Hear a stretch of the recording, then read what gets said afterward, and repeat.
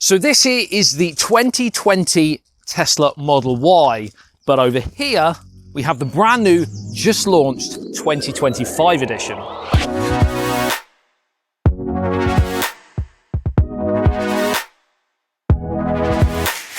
So Tesla were actually kind enough to let me use this car, but don't worry, I didn't allow them to bribe me with Dogecoin just to say only nice things. This is my honest take after a full week of real world use. And as someone who actually owns a previous gen Tesla Model Y, I've got some opinions, some good and some not so good. Now, if you know the channel, you'll know I do cover cars, especially EVs, and we'll definitely touch on some of those more core car enthusiast bits, but I'm also coming at this from more of a tech background, and as expected, you'll see plenty of that going on in this new Juniper-named version Model Y. But is this upgrade worth it from the previous generation Model Y? Should you ditch your petrol or diesel in favour of this gigafactory Texas goodness? And importantly, as we push towards a more eco-friendly green future, are electric vehicles now even the go-to solution? Or is hydrogen, for example, about to wreck the EV party? Just saw the old Model Y just go by there. Boo. See you later. Old news, baby. This is where it's at now. So from the side profile, you'll be forgiven for thinking the new and the older Model Ys are identical, apart from the new wheel design. For reference, these are the upgraded 20-inch Helix 2.0 ones, which cost an additional £2,100 at the time of recording over the standard 19-inch Crossflow ones. But it's all changed at the front and back, and it's not just a facelift, it's a total re-engineer. And honestly, I'm not quite sure how I feel about it. There are elements I prefer, like the Cybertruck-inspired light bar that runs all the way across the front, with the main headlight unit dropping further down, and I like the fact there's a completely new bonnet and wings, and larger air breathers than before, but I don't know, it just looks a little unfinished. Like, where's the Tesla T logo like on the old one? I thought it looked pretty cool, so I don't really understand why they've dropped it from both the front and the back of the car and the steering wheel too, but more on the internals in a sec. Instead, on the steering wheel and the rear, they have opted for the Tesla text, which does look pretty slick, I'm not going to lie, but certainly not having the logo or that on the front, personally, I think is a bit of a shame, although I appreciate this is of course personal preference. Let me know what you think. You have a chunkier rear diffuser and the spoiler is slightly different, which does help with the aerodynamics, meaning the new Model Y will run for around 350 miles on a single charge, a circa 20-mile improvement on a similar spec previous gen. The rear light bar, much like the front, is now mahoosive and looks super cool, especially at nighttime, but again, I don't know. With Tesla doing a complete redesign overhaul, I feel the look from the rear could have just been a little bit sexier. But much like a second date, it is growing on me, the jury's out. Now, one hugely positive thing that they've changed is where you put your key card. Most people will, if they drive a Tesla, will use the app, unlock and lock the car and drive the car with their phone. But if you ask someone who wants to use that card, having to find that section to put it in the center console here was, I must admit, a bit of a silly idea. It used to slip around and there was not a designated place to put it. Now you can use your key card, which is in here. You can take it out obviously, but you can keep it in there as well, and you just pop it where you would charge your phone as well. So one of those two slots, you can put the card there and you can then drive the car from there, not slipping around here. The boot, or trunk space if you're from the US, is pretty much unchanged from the older design, with an ample 854 litres with the rear seats up, expanding to 2,138 litres with the seats folded down. Now, I've never personally had a problem with the rear dimensions, without intending to sound too raunchy, so it's nice to see we haven't gone smaller here. But the big improvement is the fact that the rear seats can now be lowered electronically as opposed to manually. This may save you a little effort. And the front boot, or frunk, is also largely the same, except you now have the washer fluid part lower down, which again might potentially make things easier for you, and we also have a drain plug finally. So if you wanted to fill that front space with ice and some cheeky cold beverages on a hot day, you can drain the liquid away afterwards. That's a really good addition. And speaking of liquids, you now, thank the heavens, have a washer on the front camera, which is really cool. If you follow me on Instagram, you may have seen my issues with the filthy, unusable cameras on the previous gen, but strangely, no such feature on the rear camera, which used to be the main culprit. Tesla, would it have hurt you to add some spray action here too?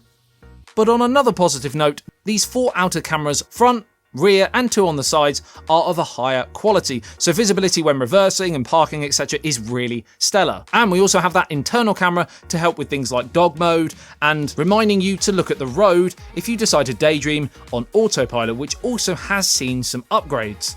The lane change ease and speed seems better, and as long as you have your hands lightly on the wheel, you now don't seem to have to keep jogging the wheel every few seconds to let the car know you are still paying attention. You had to do that on the older generation, and it used to bug the hell out of me, I'm not going to lie. It, for me, felt like it was defeating the object of autopilot in the first place, because I was basically still felt like I was driving the car fully. So another big difference is in the way you, and I'm not sure how I feel about it at the moment, it will probably grow on me, but like with a lot of Tesla features, 9 times out of 10 it'll be done on the main screen here, but I do like having certain functions, especially driving functions, just readily available in a button or a lever.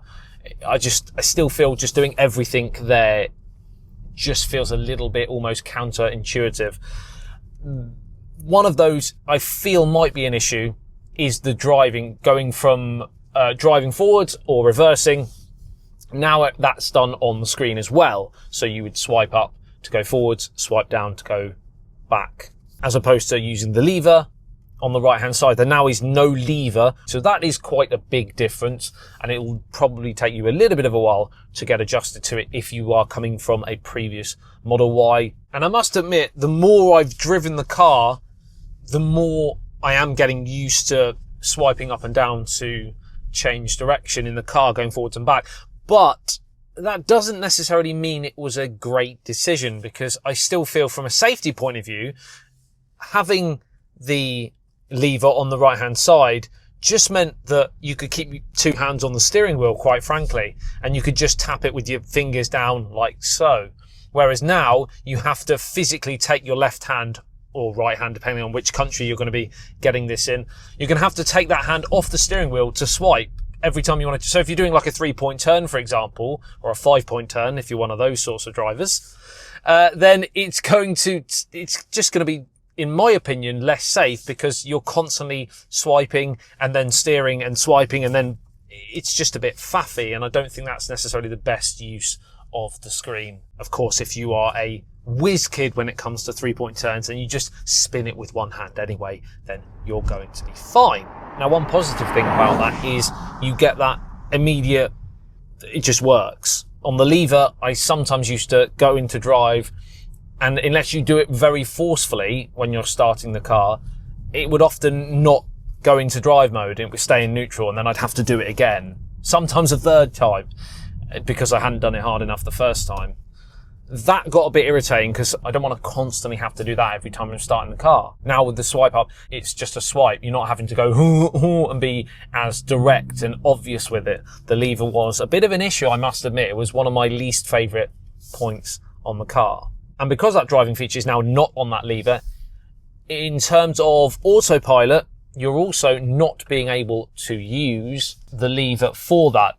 Before, you would hold it down and you would go into autopilot.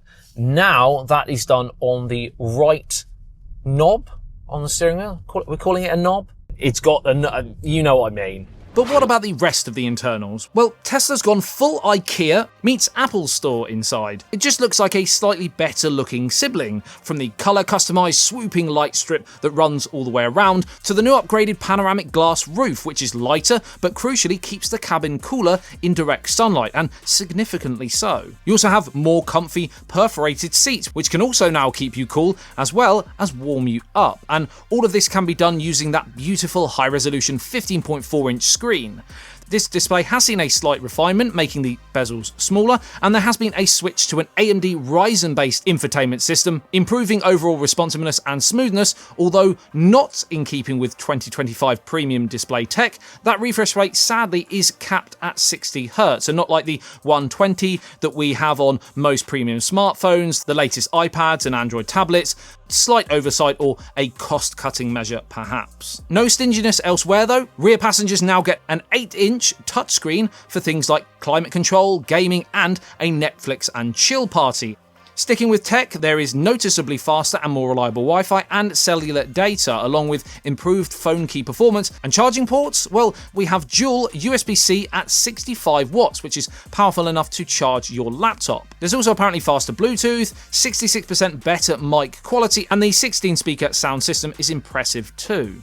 Good headroom, good legroom, and I'm 6'1" for reference. The door bins are slightly larger, and the behind-the-seat storage just looks and feels a little more expensive too. Without breaking the wheel, pun intended, the softer and more premium materials throughout really give the car a more souped-up, lavish vibe. Inside the interior, it looks very, as you would expect, very Tesla. It's very minimalistic, there's not too much going on. Yeah, even the buttons on the doors for opening and closing and raising and lowering your windows, all in exactly the same place. But what about the all-important question you want to know? How does this thing actually drive? We need to find some open road to stretch her legs. Not in that way. That would be a bit odd.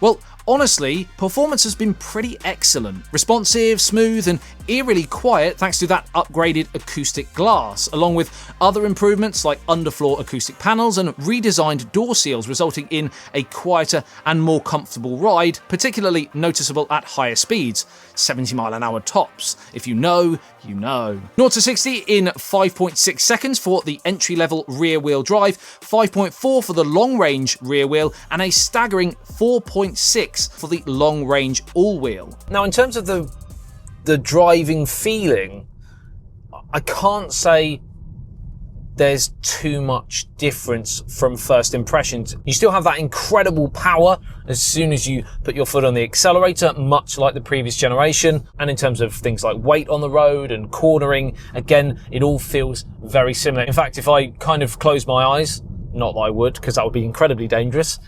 If I close my eyes, I would still feel like I'm driving my previous Model Y. That's not necessarily a bad thing. There has also been a much requested change to the suspension, which has made a big difference when going over speed bumps and potholes, of which there are plenty here in the Great British Cheshire countryside. The steering wheel looks slightly different, and you've got slightly different icons, but you have the same knobs, and it feels the same in the hand. It's basically the same shape. Let's give it a bit of welly once we get around this bend, shall we? See how she handles the road. 3, 2, 1. Hoo-hoo! Yeah, it's still electric in more senses than one.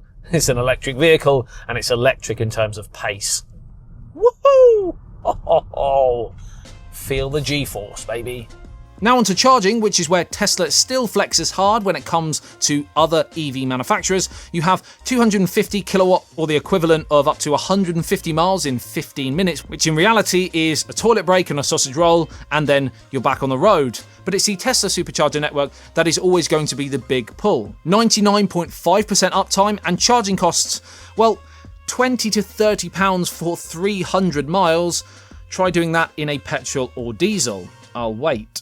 The system can even tell you which chargers are least busy and how long you'll need to stay charging in order to finish your said journey. Now, obviously, over the last few years, Teslas have become much more popular and much more frequent on the open road. So when you were to first drive a Tesla, they were very much a head turner for sure. People would be like, oh, what is that?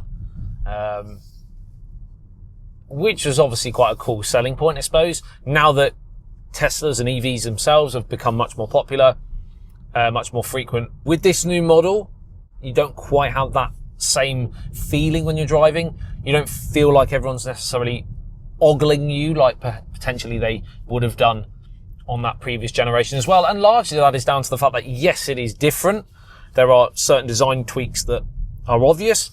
You can tell it's still very much based on that previous generation. Now, I must caveat that with the fact that the other day I was getting a delivery of some new TVs, and the delivery driver actually was pretty awestruck by this being in the drive. So it's still going to turn a few heads, don't get me wrong. But let's zoom out for a second. EVs have exploded, undeniably, and the Model Y is the world's best-selling car of 2023 and 24. Not just electric, I mean overall. We're seeing fewer traditional vehicle purchases and more first-time EV buys every single month. The green agenda is stronger than ever, with clean air zones and tax breaks or tax increases on petrol or diesel cars. But with global political tensions rising, there are still a lot of people that simply want that almost tried and tested guarantee of a fueled car.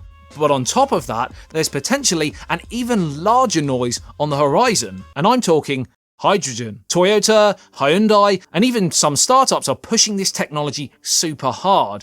Instant refuel, zero tailpipe emissions. It's an idea which I've personally seen firsthand at some of the largest global tech conventions and showcases, and it's not going away. EVs for sure will still dominate in the coming years, but could hydrogen become the Hail Mary plot twist that no one saw coming, with EVs drifting into the obscurity much like the mini disc of the noughties?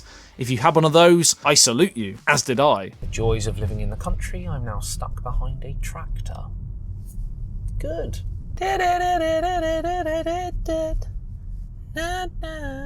going to stop doing that because you're not here for the vocals. Or maybe you are. In that case, you've come to the right place because, I'm going to be in the charts very, very soon with that. But to cut a long story short, if you're on the fence, should you buy or lease the new 2025 Tesla Model Y? Well, I think if you're coming from petrol or diesel and can install a home charger, which is a key important factor you have to actually take into account, then yes. It's cleaner, probably faster, cheaper in the long term, and in my tech-heavy swayed opinion, way more fun. If you are comparing it to another EV from a different manufacturer, however, it's not quite so clear-cut. It's a shortlist, because Tesla is still winning on software and charging networks, but if you're more into a Polestar or a BMW or a BYD for style, badge or budget, then there is definitely a subjective element here for sure. And finally, what about if you already have an older Model Y?